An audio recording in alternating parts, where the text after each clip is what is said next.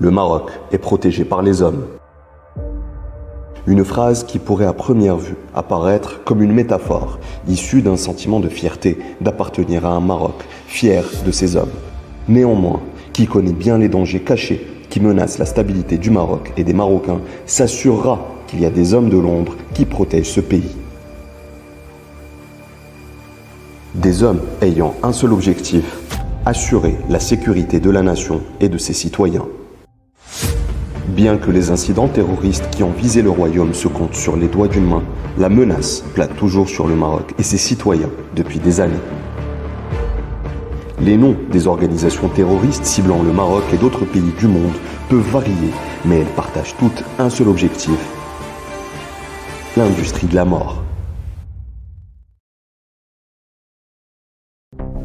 Depuis 2002, les services de sécurité marocains ont réussi à démanteler plus de 200 cellules terroristes. Leur approche repose sur deux piliers fondamentaux, la vigilance et la proactivité. Tout au long de ces années, les cellules terroristes qui ciblaient le Maroc étaient diverses et variées selon leur dangerosité, que ce soit dans leur composition, excroissance, le profil de leurs membres, ainsi que le type d'armes et de matériel dont elles disposaient. Ainsi, nous aborderons dans cette vidéo le mouvement des Moudjahidines au Maroc comme l'une des organisations terroristes les plus dangereuses qui a failli provoquer un véritable bain de sang au Maroc, si ce n'est grâce à la vigilance des autorités marocaines qui ont réussi à le démanteler et à mettre fin à son activité le 5 mai 2012. Le mouvement des Moudjahidines au Maroc a été fondé en 1978 par le dénommé Abdelaziz El-Na'mani. Ce mouvement était actif à l'intérieur et à l'extérieur du Maroc. Mais depuis le décès d'El-Na'mani en 1984, le mouvement a vécu dans une clandestinité totale, et ce, jusqu'en 1994. Mais ce mouvement a refait surface et a été évoqué lors de l'arrestation du dénommé Abdelilah Ziyad, l'un des auteurs de l'attentat terroriste de l'hôtel Hasni à Marrakech en 1994.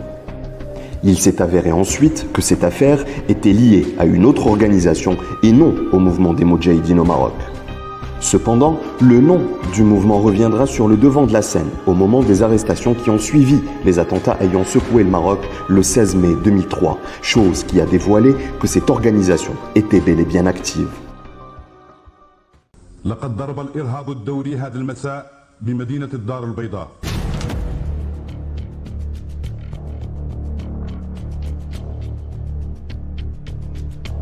C'était un événement tragique que la ville de Casablanca a connu le 16 mai 2003. Cet événement terrifiant pour les Marocains a également provoqué une forte secousse au sein de l'institution sécuritaire. Des informations étranges et choquantes ont été révélées suite à des enquêtes de sécurité basées sur des informations précises fournies par la DGST. Des recherches précises ont permis de mettre la main sur les personnes impliquées dans les attentats, au moment où les arrestations ont dévoilé un groupe de personnes directement liées aux événements terroristes et d'autres qui se préparaient à commettre d'autres attaques. Cependant, ce à quoi les forces de l'ordre ne s'attendaient pas lors des perquisitions, c'est que parmi les personnes arrêtées figure un ressortissant français nommé Robert Richard Pierre-Antoine, l'un des superviseurs de la formation d'un groupe de kamikazes qui se préparait à commettre des attentats semblables à ceux du 16 mai 2003. Parmi les personnes arrêtées dans le groupe de Robert Antoine se trouvait le dénommé Mohamed Nougaoui, émir du mouvement des Moudjahidines au Maroc et qui était recherché après avoir été condamné à la réclusion à perpétuité par contumace en 1984. Après son arrestation, un ensemble d'armes a été saisi, composé de 2 pistolets et d'une mitrailleuse Kalachnikov en plus de munitions. Au cours des enquêtes, Mohamed Nougaoui a révélé que le nommé Ali Arras était celui qui avait introduit ces armes au Maroc, puisqu'il était responsable de l'armement du mouvement Moudjahidine au Maroc et de ses finances en Belgique. Grâce à ces armes, Nougaoui a révélé que le mouvement Moudjahidine cherchait à assassiner un certain nombre de personnalités importantes au Maroc. C'était la première fois que le nom de Ali Arras apparaissait et ce n'était pas la dernière fois.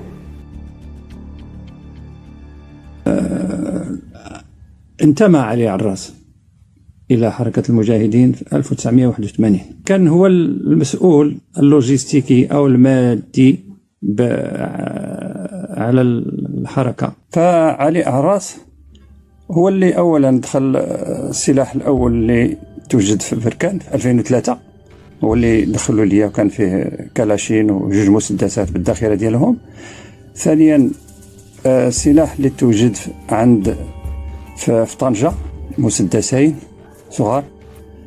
وكذلك السلاح اللي توجد لما ألقي القبض علينا في جهة تيفلت.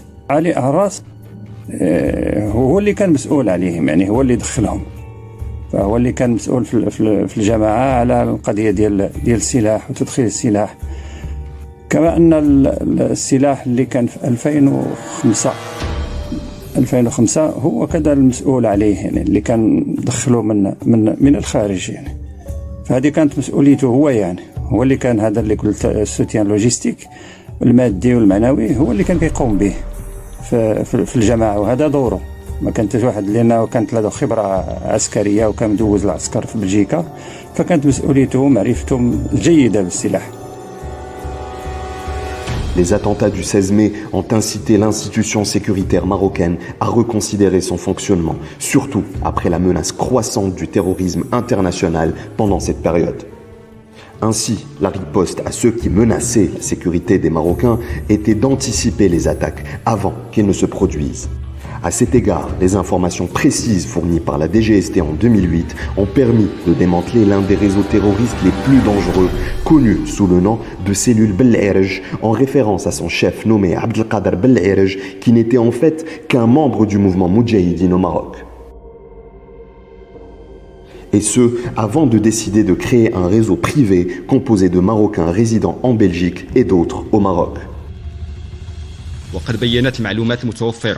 أن المعني بالأمر تشبع منذ السبعينات بأفكار تيارات وتنظيمات راديكالية الإسلامية، من بينها جماعة الإخوان المسلمين والطلائع الإسلامية وحزب التحرير الإسلامي، وانخرط سنة 1980 في صفوف الحركة الثورية الإسلامية المغربية، ثم التحق في سنة 1982 بحركة المجاهدين في المغرب.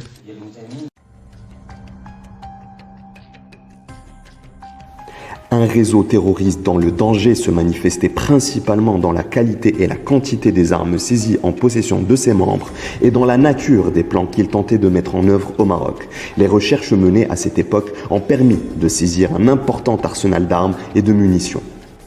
9 fusils de type Kalachnikov, 2 mitrailleuses de type Uzi, 7 pistolets mitrailleurs de type Scorpion, 16 pistolets automatiques de différents types et calibres, ainsi qu'une quantité de munitions de divers calibres. Ces armes à feu ont été introduites au Maroc par Ali Arras.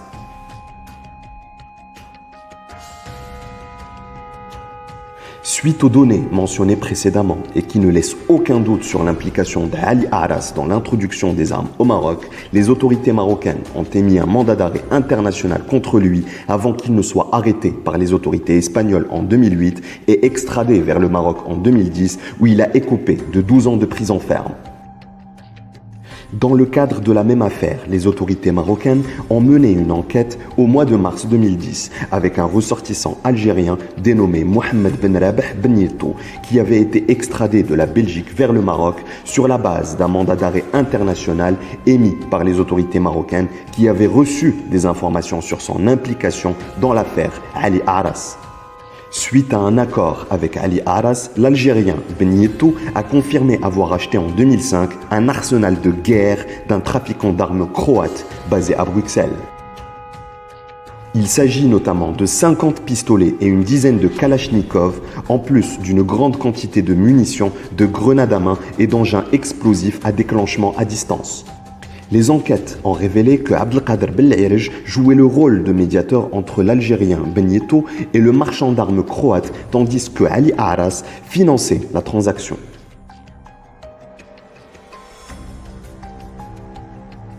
L'enquête n'était pas encore arrivée à son terme. Les services de sécurité n'étaient pas encore parvenus à mettre fin à l'activité du mouvement des Moudjahidines au Maroc en arrêtant Ali Aras, l'armurier du dit mouvement. La raison, les services de sécurité n'avaient pas encore mis la main sur une bonne partie des armes introduites par Ali Aras. Les autorités marocaines ont annoncé le 5 mai 2012, sur la base d'informations fournies par la Direction générale de la surveillance du territoire, le démantèlement d'une organisation terroriste dite Mouvement des Moudjahidines au Maroc. Dans le cadre de cette opération, les services de sécurité ont appréhendé l'émir de ce mouvement ainsi que certains de ses membres qui faisaient l'objet de mandats de recherche. L'enquête de la police a porté ses fruits. Plusieurs armes ont été saisies. Ces armes, en provenance de la Belgique, étaient cachées dans des fermes aux environs de Tiflet et Sba Ayoun et avaient été introduites sur le territoire national par Ali Aras, membre actif du dit réseau terroriste. Les enquêtes à cette époque ont également permis de percer le mystère de la disparition d'un ancien émir de l'organisation. Il s'agit du dénommé Ali Bousriri, qui demeurait activement recherché pendant 9 ans. Étant sous mandat de recherche, il évitait de se faire soigner dans un établissement hospitalier. Mort en 2009 des suites d'un cancer, le cadavre de Bousriri aurait été enterré clandestinement dans une ferme.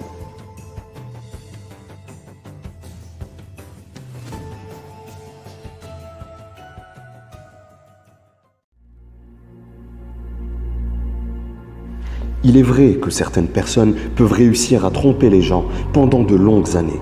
D'autres peuvent même exceller à cacher leur côté diabolique sous un masque d'agneau. Mais souvenez-vous bien que la vérité est inévitable. Tout mensonge, maintes fois répété, accouche d'une vérité.